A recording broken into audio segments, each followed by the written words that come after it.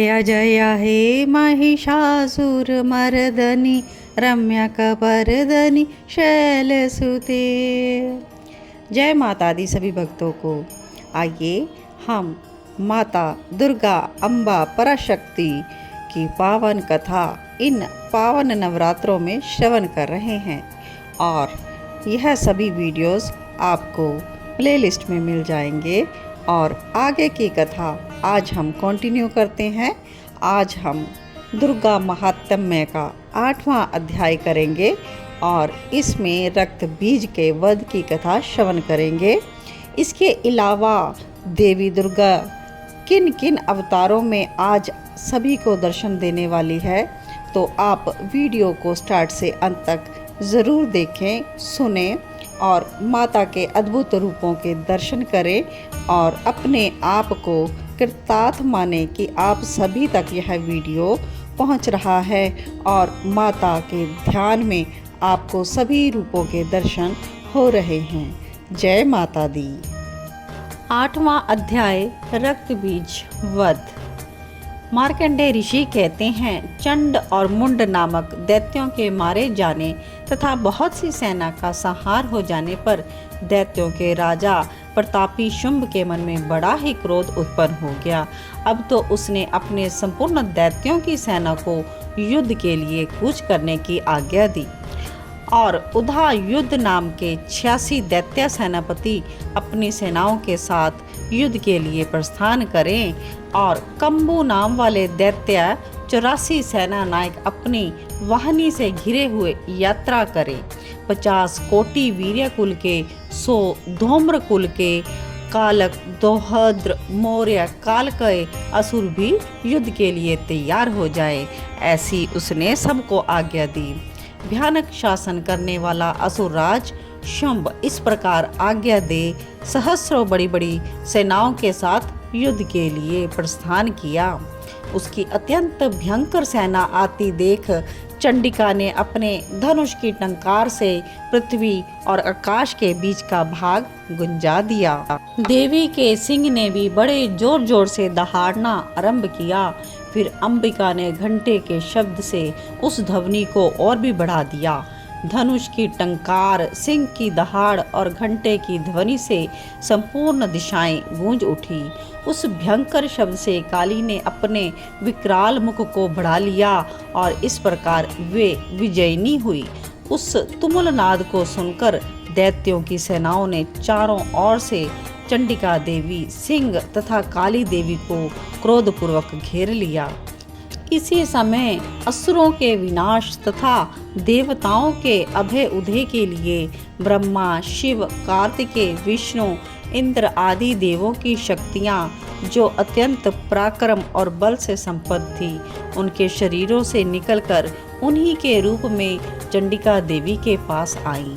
जिस देवता का जैसा रूप, जैसा वेशभूषा वाहन था, ठीक वैसे ही साधनों से संपन्न हो उनकी शक्ति असुरों से युद्ध करने के लिए आई।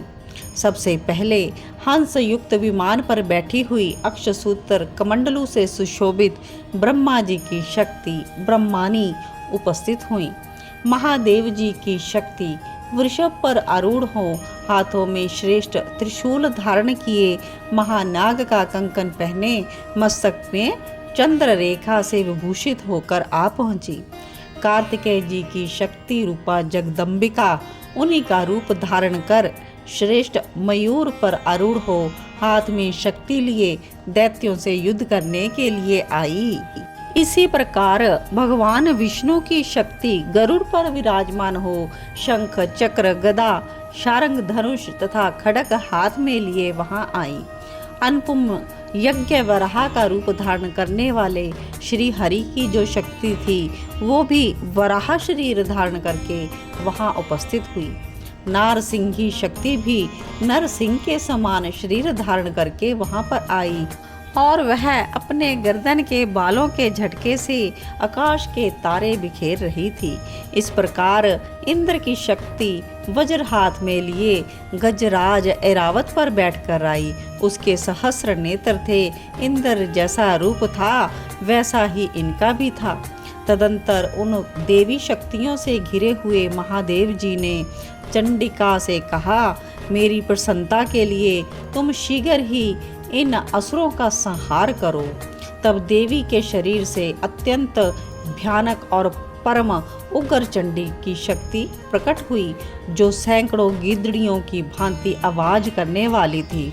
उस अपराजिता देवी ने धूमिल जटा वाले महादेव जी से कहा, भगवान आप शुंभ निशुंभ के पास दूत बनकर जाइए और उन अत्यंत गर्वीले दानव शुंभ एवं निशुंभ दोनों से कह दीजिए, और साथ ही उनके अतिरिक्त जो दानव युद्ध के लिए वहां उपस्थित हों उनको भी यह संदेश दे दीजिए कि यदि तुम जीवित रहना चाहते हो दैत्यो, तो पताल लौट जाओ। इंद्र को त्रिलोकी का राज्य मिल जाए और देवता यज्ञ भाग का उपभोग करें। यदि बल के घमंड में आकर तुम युद्ध की अभिलाषा रखते हो तो आओ, मेरी योगिनियां तुम्हारे कच्चे मांस से तृप्त हों। देवी ने भगवान शिव को दूत के कार्य में नियुक्त किया था, इसलिए वह शिवदूती के नाम से संसार में विख्यात हुई। वे महादैत्य भी भगवान शिव के मुंह से देवी के वचन सुनकर क्रोध में भर गए और जहां कात्यायनी विराजमान थी उस और बढ़े। वे दैत्य अमर्ष में भरकर पहले ही देवी के ऊपर बाण, शक्ति और रिष्टि आदि अस्त्रों की वृष्टि करने लगे। देवी ने भी खेल ही खेल में धनुष की टंकार की और उसके छोड़े हुए बड़े बड़े बाणों द्वारा दैत्यों के चलाए हुए बाण, शूल, शक्ति फरसे काट डाले। फिर काली उनके आगे होकर शत्रुओं को शूल के प्रहार से विदीर्ण करने लगी और खटवांग से उनका कचूमर निकालती हुई रणभूमि में विचरने लगी। ब्रह्माणी भी जिस जिस ओर दौड़ती उसी और अपने कमंडलों का जल छिड़ककर शत्रुओं के औज और पराक्रम को नष्ट कर देती थी। माहेश्वरी ने त्रिशूल से और वैष्णवी ने चक्र और अत्यंत क्रोध से भरी हुई कार्तिकेय की शक्ति ने अपनी शक्ति से दैत्यों का संहार आरंभ कर दिया। इंद्र की शक्ति के वज्र प्रहार से विदीर्ण हो सैकड़ों दैत्य दानव रक्त की धारा बहाते हुए पृथ्वी पर ही सो गए। वाराही की शक्ति ने कितनों को अपनी थूथन की मार से नष्ट कर दिया। दाढ़ों के अग्रभाग से तो कितनों की छाती छेद डाली। कितने ही दैत्य उसके चक्कर की चोट से विदीर्ण होकर गिर पड़े। नारसिंगी भी दूसरे महादैत्यों को अपने नखों से विदीर्ण करती खाती हुई सिंहनाद से दिशाओं और आकाश को गुंजाती हुई युद्ध क्षेत्र में विचरने लगी। कितने ही असुर शिवदूती के प्रचंड अट्टहास से अत्यंत भयभीत हो पृथ्वी पर गिर पड़े और गिरने पर उन्हें शिवदूती ने उस समय अपना ग्रास बना लिया।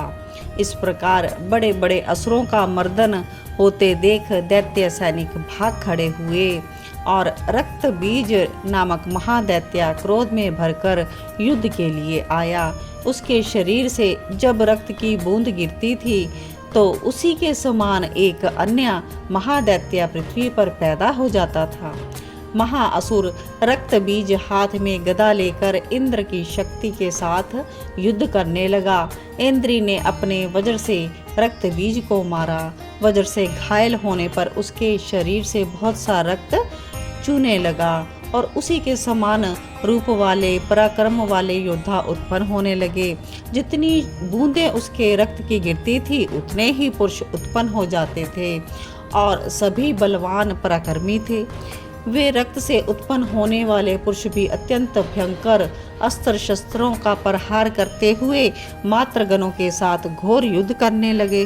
वैष्णवी ने भी युद्ध में रक्त बीज पर चक्र का प्रहार किया।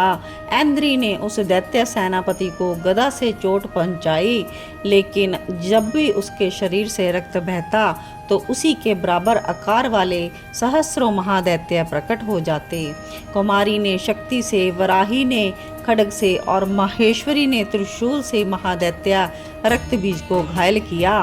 क्रोध में भरे हुए उस महादैत्य रक्त बीज ने भी गदा से सभी मात्र शक्तियों पर अलग अलग प्रहार किया। शक्ति और शूल आदि से अनेक बार घायल होने पर उसके शरीर से जो रक्त की धारा पृथ्वी पर गिरती, उससे सैकड़ों असुर और उत्पन्न हो जाते। तो उस महादैत्य के रक्त से प्रकट हुए असुरों को देखा जब, तो देवता घबरा गए और देवताओं को उदास देखकर चंडिका ने काली से शीघ्रतापूर्वक कहा, चामुंडे, अपने मुख का विस्तार करो और मेरे शस्त्रपात से गिरने वाले रक्त बिंदुओं और उनसे उत्पन्न होने वाले महादैत्यों को तुम अपने उतावले मुख से खा जाओ। इस प्रकार रक्त से उत्पन्न होने वाले महादैत्यों का भक्षण करती हुई तुम रण में विचरो। ऐसा करने से उस दैत्य का सारा रक्त क्षीण हो जाने पर वह स्वयं ही नष्ट हो जाएगा। भयंकर दैत्यों को जब तुम खाओगी ना, तो दूसरे नए दैत्य उत्पन्न नहीं हो सकेंगे। काली से यूं कहकर चंडिका देवी ने शूल से रक्त बीज को मारा और काली ने अपने मुख में उसका सारा रक्त ले लिया और वहां चंडिका पर गदा से प्रहार किया, किंतु उस गदापात ने देवी को तनिक भी वेदना नहीं पहुंचाई। रक्त बीज के घायल शरीर से बहुत सा रक्त गिरा, किंतु ज्यों ही वह गिरता तो चामुंडा ने उसे अपने मुख में ले लिया। रक्त गिरने से काली के मुख में जो महादैत्य उत्पन्न होते, वो तो वहीं उन्हें चट कर देती और रक्त बीज का रक्त भी सारा पी लिया। तदंतर देवी ने रक्त बीज को, जिसका रक्त चामुंडा ने पी लिया था, वज्र, बाण, खड्ग आदि से मार डाला। इस प्रकार शस्त्रों के समुदाय से आहत होकर रक्तहीन हुआ महादैत्य रक्त बीज पृथ्वी पर गिर पड़ा और इस प्रकार सभी मातृ शक्तियाँ उन असुरों के रक्तपान के मद से उद्धत सा होकर नृत्य करने लगी और यह सब देख देवताओं को भी अनुपम हर्ष की प्राप्ति हुई। तो इस प्रकार से रक्त बीज का वध नामक 8वां अध्याय यहाँ पर पूर्ण हुआ।